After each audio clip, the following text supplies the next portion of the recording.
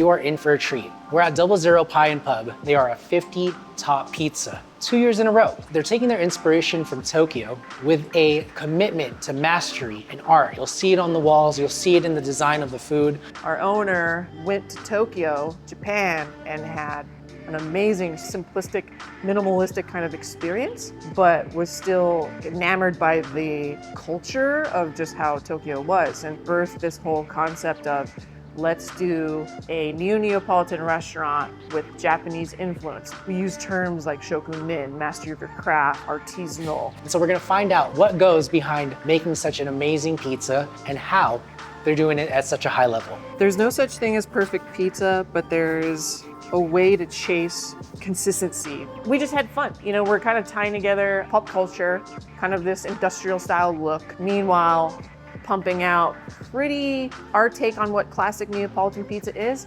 but in our antipasties and even in our desserts, and sometimes our pizzas, we're folding in Asian flavors. This is 00 Pie and Pub with Erica Bell. Let's get right into it. We do a 4-day fermentation. This is day 3. They're about to ball it up for tomorrow's service, so it's super happy. I have Jonathan and Daniel right here.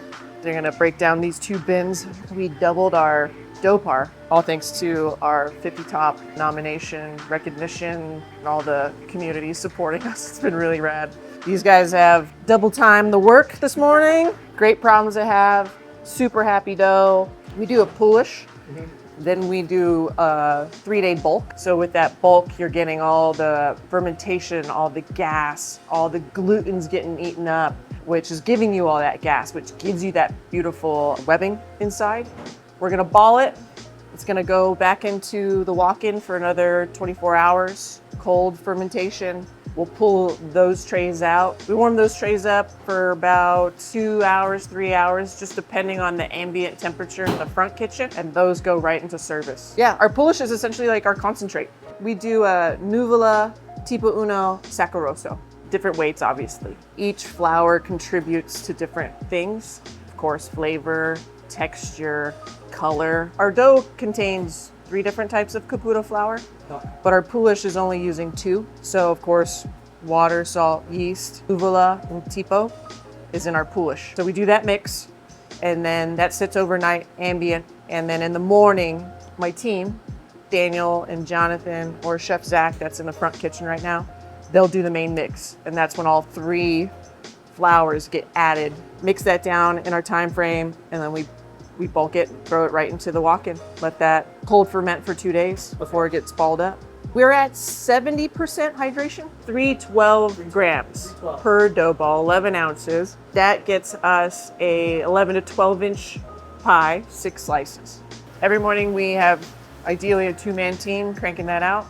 Once they get done with dough, reorganize this, they go right into prep, whether that's, you know, slicing our pepperoni. We make all of our sauces in-house, our pestos, everything like that. We do it all ourselves. Small team, big load, great quality product going out every single time. We quality check each other constantly. This is their prep list for today. We have a couple different systems. There's a front kitchen and a back kitchen. Zach's gonna be doing bread in the front. I'll make pizzas for you guys in the front kitchen. System. When Lev Group decided to open up a pizza restaurant and they picked Chinatown, they were thinking about, okay, how do you make Neo-Neapolitan pizza vibe in Chinatown? And also, there isn't any pizza in Chinatown, so we had a huge opportunity to be a hidden gem, right? Which we still technically are 2 years into our business. You think about what sake is, what sushi is, what ramen is in Japanese culture. They're always trying to achieve the best. They're always trying to push out the highest quality product, and they succeeded at that. You see the bar has a glowing red light. We also take Japanese pop culture and stuff. The Beatles were huge in Japan. We're not Tokyo style pizza. We're just Neo-Neapolitan pizza with some fun Asian flair in a room that we want to teleport you to a different place. That's truly it. We opened 00 with a beautiful Mari Forne wood fire oven. We were doing great. Of course, people love wood fire pizza. It's not as common as people usually think. We had to make it a change to keep up with the demand that our pizza community wanted. Our company had bought a PizzaMaster, and so we did a swap. It was a tough decision to make. If we had the space, we would have both. Everything in the beginning of 00 was roasted out of that wood fire oven, which is just a challenge. And you're getting really great products still out of that. But to keep up with volume, to continue to grow this business, moving to a 3-deck PizzaMaster did so many things for us. It allowed us to do to-go. It allowed us to do more hot antipasties. It allowed us to prep a lot more food in less time. So on the financial operational side, it was a hefty investment to support the longevity of this business and its success. With this PizzaMaster, currently we're firing pizzas out of the middle deck. We'll fire our hot antipasties out of the bottom, and we'll bake whatever we need to bake during service on the top. Pizzas are coming out of here. You can fit 5 at a time. And then down here, we're baking off our garlic bread and our wings. What I love about our dough is like, it's a little bit more gentle than like New York style, right? Because we're trying to really incorporate a lot of that gas and get that crumb a specific way. It's my way of just kind of treating it. People want what they see, and this is the thing, is like when you have a PR team that's going heavy for you, or if you have, or you push your product out there and it looks a certain way, when those guests come in, they're wanting to see a specific pizza. Yeah. You rush it and you flatten out all the gas in your cornerstone. Listen, those people that want to eat this pizza that they saw online and it's different, you did that. Like, you messed that up.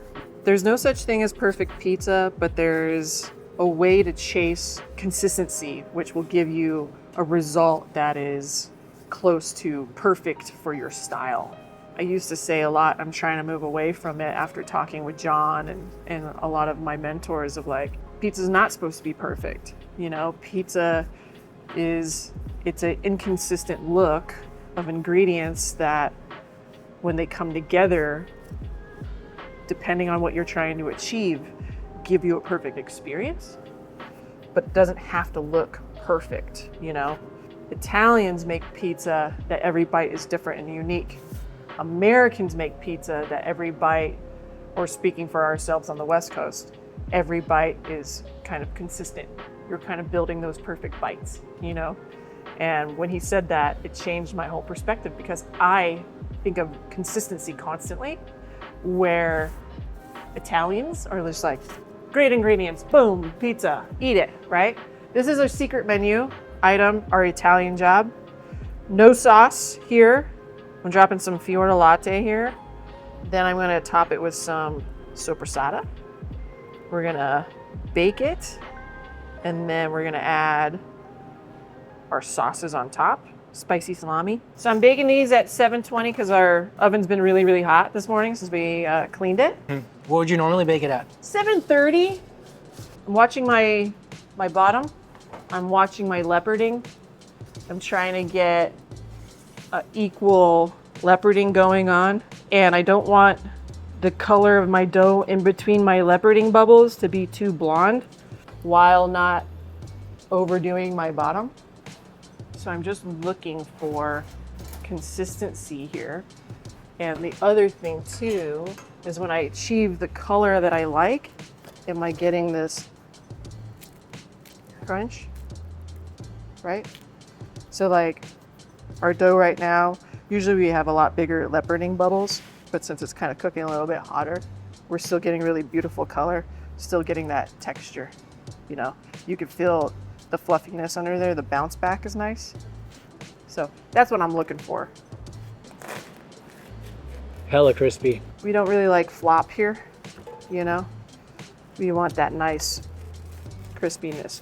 And some of our pizzas, like our diavola, our burrata pesto, that have a lot of toppings, they get heavy, you know? There's a lot of moisture coming out of those things. All good flavor, all good sauce. And I want that structure to hold up, you know? I want my structure to be there. This was a family meal pie. And I was like, you know what? This is really good. We need to give this to the people. Whoa, man. So yeah, you're doing no base here. Fiorda latte, soppressata, which is your spicy salami, 00 sauce with the red pesto. Are you running a pizzeria in this day and age? If so, your cheese costs are probably killing your margins. As someone who's talked to hundreds of pizzeria operators, I've seen this story play out many times. Here's what most pizzerias don't realize. Baccio isn't just selling you cheese, they're actually paying you to use premium cheese through their rewards program. Think about that. Better quality and cash back on every order. That's why I'm seeing more and more pizzerias switch to Baccio. They're getting the perfect cheese pull while actually improving their bottom line. Don't just take my word for it. Schedule a demo today and let them know What's Good Dough sent you. See how quality and profitability can actually go hand in hand. Our short rib, we are incorporating a lot of orange flavors. In our short rib, it's an 8-hour braise. We have all the typical short rib seasonings in there, and we're throwing sliced oranges with orange juice from the fruit, not from concentrate or anything like that, obviously. Do that for 8 hours, pull it out, and we shred it. So I'm doing no base here again, just fiorda latte. And then we pre-portion all of our short rib, so it's ready to rock and roll. So you get a little jus in there from the braising. So I just take this, I'm gonna break it up on our pizza. Always work from the outside in. Cover all your spots, consistent bites. I need to put famella. So famella is our smoked mozzarella, shredded. So you get fior, smoked mozz. Checking the bottom, watching those hot spots. I think my stones have tempered down, so that's good. Love it. We have orange in there. I was totally expecting it to be orange. Yeah. But I see what you're saying. So Yeah. it has orange flavor. Good herbs in here. Make sure each slice gets a fair amount of what we're looking for. Freeze-dried mandarins. Break them up a little bit. Not a huge chunk because it's gonna kind of overpower those bites, but enough where you can get really great color. Pistachios right on top. So there's your short rib. Big fan favorite. Final touch, 18-month Parmesan. I tell you, man, this team right now is badass. I'm so grateful. Okay. These guys make work awesome, all of them. 50 Top is probably the most prestigious list for pizza you can get on. Double Zero's only been open for 2 years. We were the youngest restaurant to make that list in our first year, youngest restaurant to make that list in our second year of business for the US list. 50 Top acknowledges restaurants that are pushing creativity, focusing on high quality product, making sure that the culture is felt to the guest experience. You know, they come in, they review you, you don't know who they are. They could be Italians, they could be Americans, they could be anybody, and they're coming in just to dine, pay for their meal, enjoy it, and kind of review you on a criteria that makes pizza restaurants stand out. Kind of like the Michelin star, but for pizza. It's super prestigious, humongous honor to even make the list. It makes me so proud of my team. It makes me so proud of our product. It makes all the long, hard days feel amazing. You know, all the sacrifice that this team does, all the hard work we put into our product, our dough, it really helps us connect and educate our community and all of our guests to love pizza in a different way. I just launched the omakase menu, and I launched the omakase menu because when I was at the 50 Top ceremony and reception, and I'm standing around having all these amazing, wonderful conversations with all these people that I follow on social media and fangirl over, I got so inspired and fired up. I was like, it's time. I'm gonna do this omakase menu. Just pushing.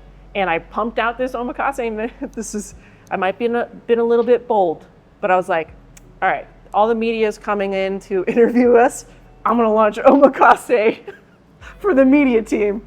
We were getting our booties kicked back here, and I launched a whole menu, cooked the food, created the menu, cooked the food, and dropped the food, and explained it, and talked to the guests, not all by myself. My team helped me, but me and my pizzaiolo, Jamie, were just in the back like, all right, plate, hurry, go, like, go, and dropped it. And then I had to compose myself, stand in front of all their phones.